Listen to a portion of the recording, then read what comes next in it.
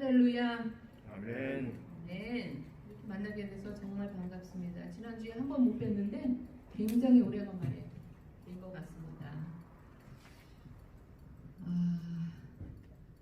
한 부자가 이제 임종을 앞두고 있습니다.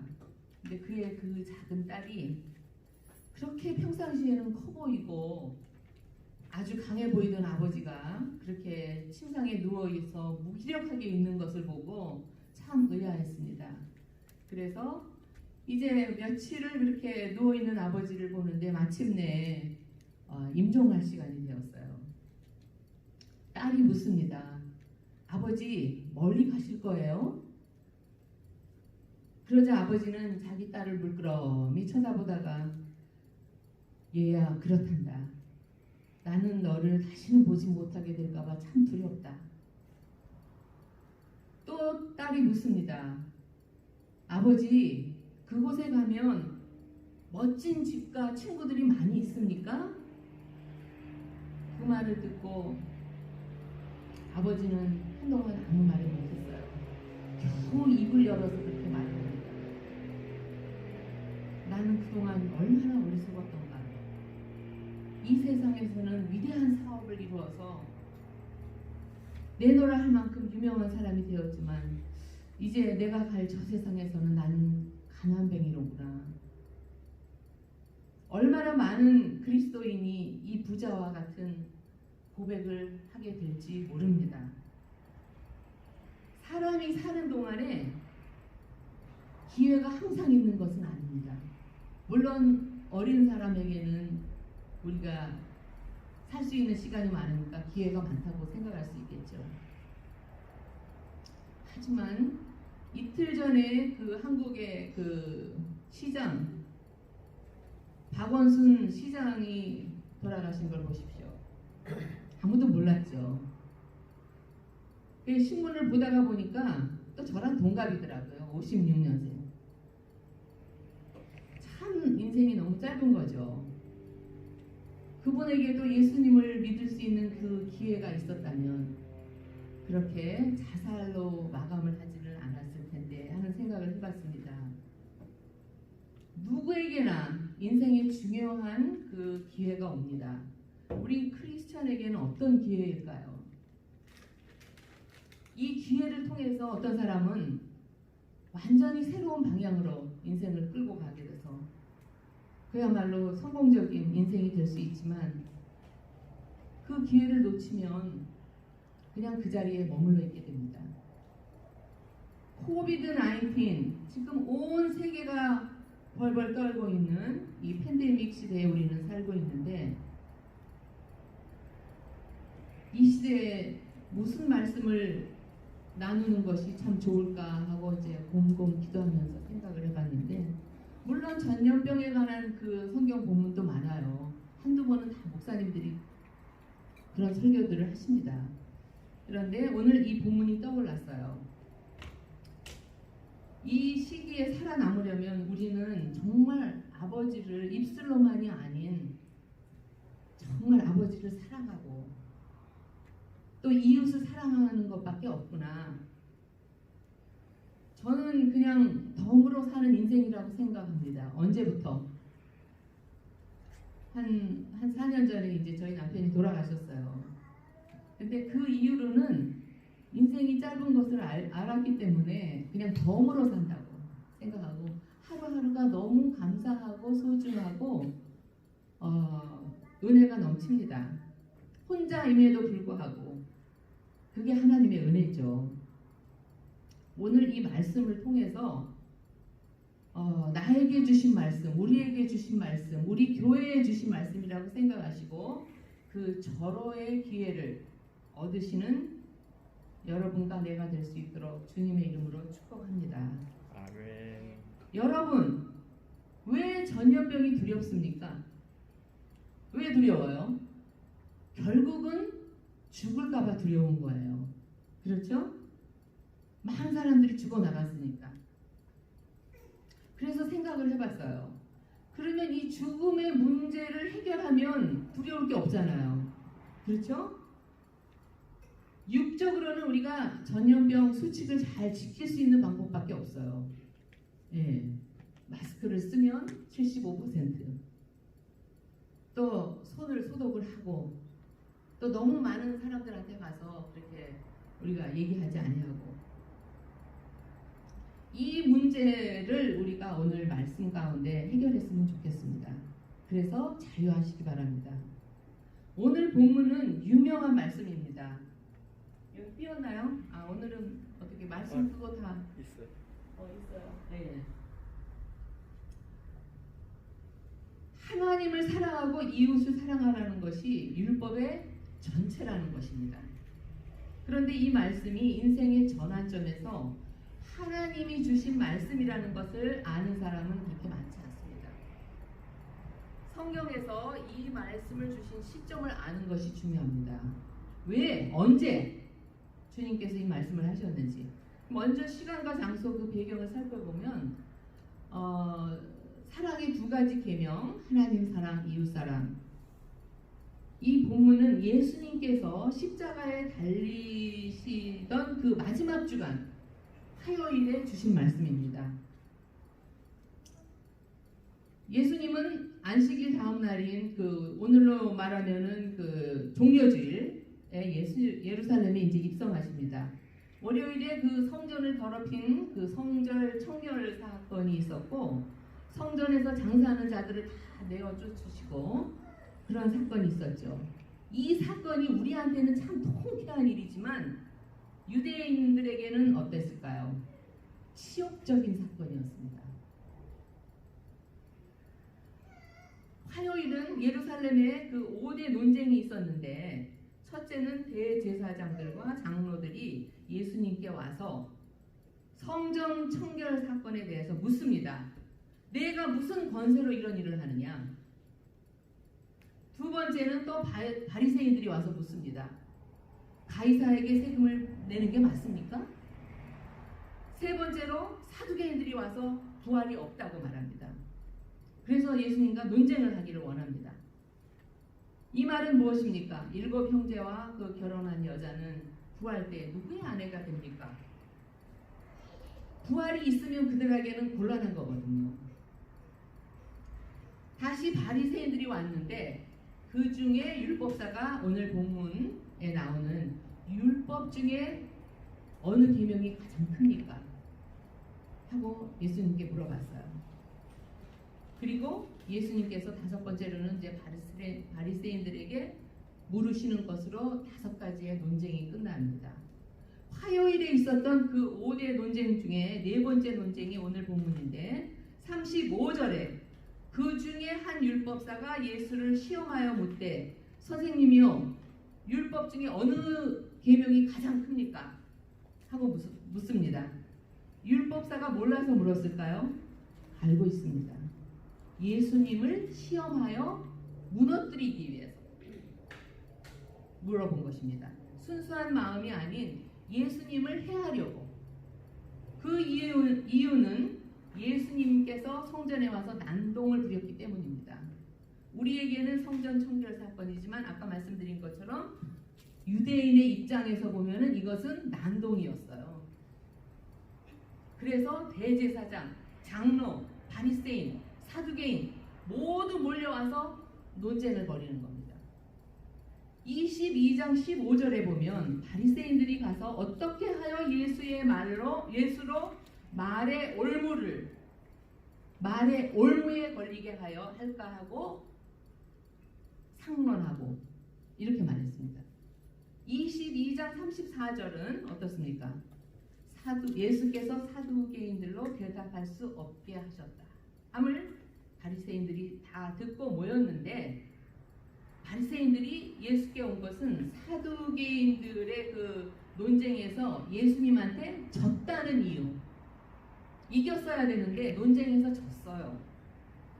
바리새인과 사두개인은 거의 원수지간입니다. 그런데 예수님을 해치기 위해서는 어떻게 됐어요? 뭉쳤죠. 지금 여러분 오늘날도 그렇지 않습니까? 정치계에서 보면 그래요. 오늘은 원수였는데 정당의 유익을 위해서는 내일은 또 뭉쳐요. 또 그랬다 또 헤어져요. 이런 배경 속에서 위대한 말씀이 나오게 되었다는 것입니다. 율법사가 묻습니다. 율법 중에서 어느 계명이 크니까? 여러분, 율법과 계명의 차이가 뭡니까? 율법은 전체를 말하는 거고 계명은 그 율법 속에 들어있는 그 하나하나의 그 법, 그게 계명입니다.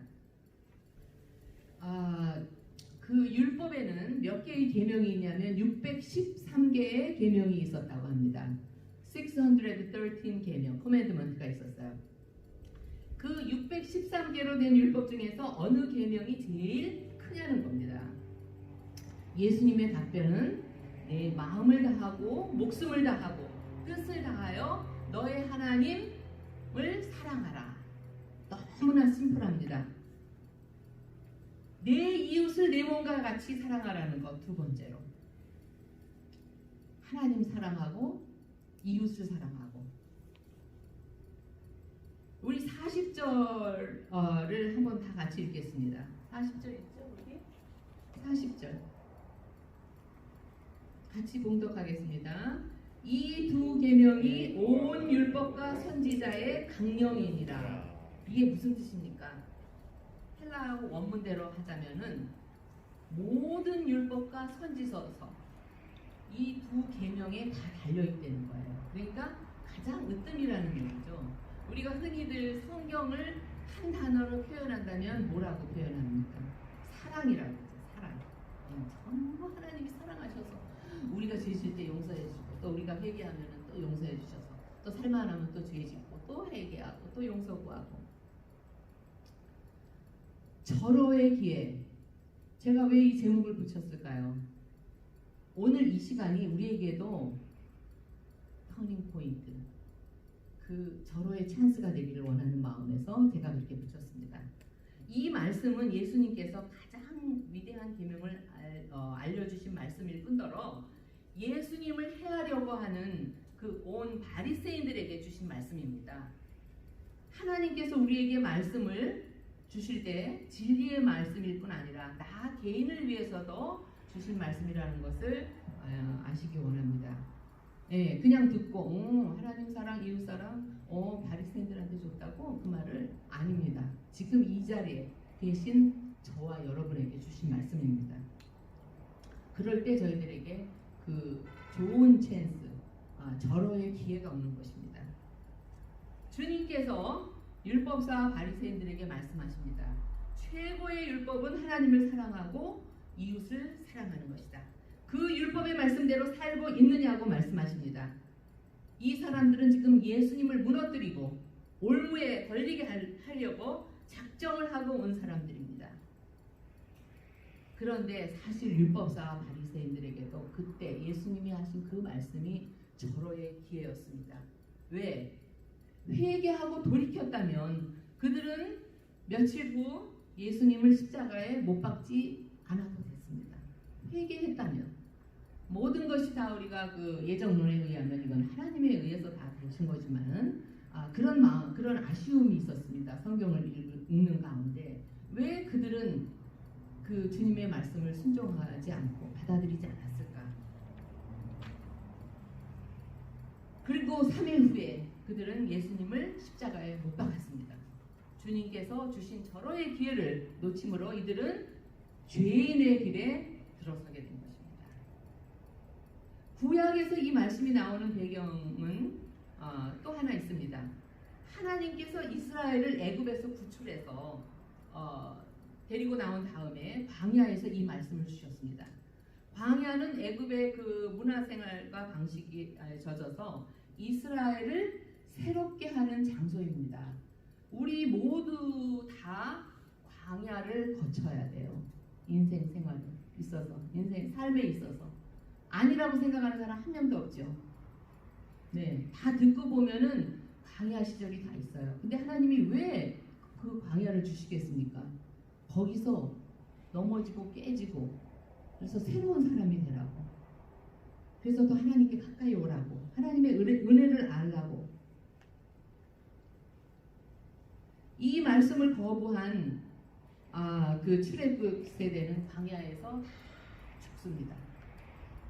거부한 사람, 받아들이지 않은 사람은 율법의 말씀으로 새롭게 된 광야 세대는 새롭게 되어 약속의 땅 가나안으로 들어갑니다. 하나님의 말씀은 지식을 위해서 우리가 받아들이는 게 아니에요. 사람들에게 절호의 그 기회를 제공하시는 말씀입니다. 사랑의 두 가지 계명, 위대한 말씀은 신구약에서 보면 절호의 찬스, 절호의 기회입니다. 이것을 받은 사람은 살아났고 거부한 사람은 죄인의 길에 들어섰습니다. 오늘 예배를 드리면서 위대한 계명을 다시 말씀드립니다. 이것은 나에게도 절호의 찬스이고 여러분, 앉아 계신 지금 여러분에게도 꼭 필요한 말씀입니다. 또 우리 교회를 위해서도 꼭 필요하신 말씀입니다. 이 말씀은 모르는 사람은 아무도 없어요. 하지만 아는 것보다 더 중요한 것은 무엇입니까? 말씀에 순종하는 것이죠. 그로 인해서 우리 인생에 새로운 길이 열리시기를 바랍니다. 아멘. 가장 위대한 계명인 두 가지 계명, 어떠한 말씀인지 간단하게 말씀드리면 하나님 사랑, 37절을 다 같이 읽겠습니다. 예수께서 가라사대 내 마음을 다하고 목숨을 다하고 뜻을 다하여 주 너의 하나님을 사랑하라 하셨으니 이 말씀은 구약 신명기 6장 5절에도 나오는 말씀입니다. 너는 마음을 다하고 성품을 다하고 힘을 다하여 내 하나님 여호와를 사랑하라. 조금 다르지만 동일한 의미입니다. 내 마음을 다하고 해서 마음은 heart, 사람의 가장 깊고 중요한 부분을 말합니다. 심장. 레위기에서는 심장이라고 얘기하고 또 에가서에서는 중심. 이곳은 생명의 근원이기도 하고 성경의 말씀이 기록되는 곳이기도 합니다. 이 마음을 지으신 이는 하나님이십니다. 따라서 마음을 다한다는 말은 뭐예요? 중심에서 우러나오는 사랑입니다. 입에서 I love you Lord만이 아니라 이 마음 속에서. 목숨을 다하여라는 뜻은 영어로 soul인데 영혼, 목숨, 생명이라는 뜻입니다. 구약에서는 이것을 성품이라는 뜻으로도 해석하는데 성품 역시 생명과 영혼입니다. 우리가 위대한 그 작품을, 예술 작품을 보면 뭐라고 말합니까? 혼이 담겨진 작품이다. 그 말은 무슨 뜻이에요? 생명을 다하여 만들었다는 말이죠. 우리도 뭐 예술품을 보면, 그림을 어디 가서 보면 그렇죠. 야, 정말 이건 대단하다. 막 뭔가 빨려 들어가는 그런 느낌. 뜻을 다하여라는 말씀은 mind, 마음을 다하여는 heart라고 쓰고 여기서는 mind라고 씁니다. 뜻을 다하여라는 말, 마음을 다하고 또 내 마음의 소원을 다하여 주님을 사랑하는 말씀입니다. 마음과 목숨, 뜻 이렇게 설명할 수 있지만 이것은 사람의 전인격을 말하기도 합니다. 온전히 하나님을 사랑하는 것. 어떤 사람이 아내를 잃고 자기 딸을 그 어머니에게 맡기고 돈을 벌기 위해서 멀리 떠났어요. 그 아버지가 딸이 너무너무 보고 싶어서 빨리 돈을 벌어가지고 돌아왔어요. 집에 도착해서 딸을 보고는 너무 기뻤습니다. 그런데 이 딸은 아버지에게 인사를 하자마자 방으로 쏙 들어가 버립니다. 그리고 아버지는 기다리고 언제나 저제나 나올까 하고 기다렸습니다. 거의 한 달을 방 안에 꼭 박혀가지고 안 나오니까 얼마나 보고 싶었겠습니까? 그런데 한 달 만에 드디어 나타났어요. 짠! 하고 나타났는데 아빠의 생일이었어요. 근데 이 딸은 그 아빠를 기쁘게 하기 위해서 세타를 떴어요. 스웨터를. 한 달에 걸쳐서. 그러면 아빠가 기쁘게 하실 줄 알고. 하지만 아버지는 딸을 꼭 껴안으면서 이렇게 얘기합니다. 딸아, 나는 이것을 주는 것보다 사실은 너와 함께 있고 싶었단다. 내가 얼마나 타지에서 네가 보고 싶었는데 너는 얼굴만 살짝 보여주고 이거를 만들어 왔구나. 내가 원하는 것은 선물이 아니라 너와 함께 있는 것이다.